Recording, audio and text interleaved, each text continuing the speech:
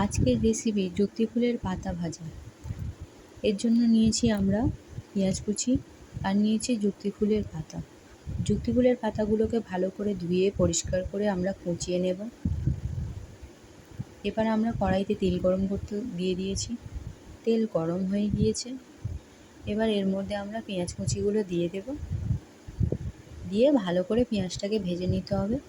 একটু ভাজা ভাজা হয়ে গেলে তারপর এতে আমরা কেটে রাখা যুক্তি ফুলের পাতাগুলো দিয়ে দেব।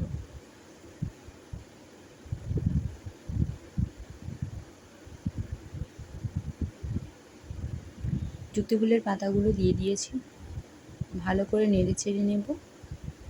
যুক্তি ফুলের পাতা আমরা অনেকেই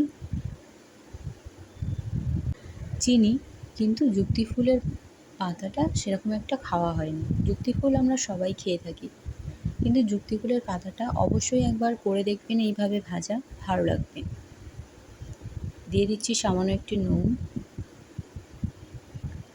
যারা ভাতের সঙ্গে একটু তেতো পছন্দ করে তারা অবশ্যই একবার করে দেখবেন।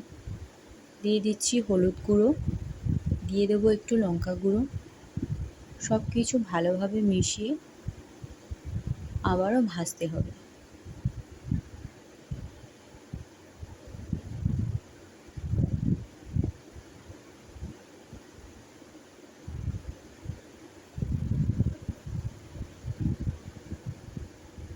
হয়ে এসেছে আমাদের যুক্তি ফুলের পাতা ভাজা।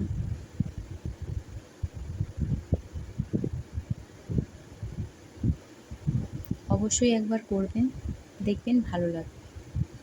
এছাড়াও অনেক ধরনের হয়, কে কী করেন অবশ্যই জানাবেন এবং বলবেন এটা কেমন হয়েছে।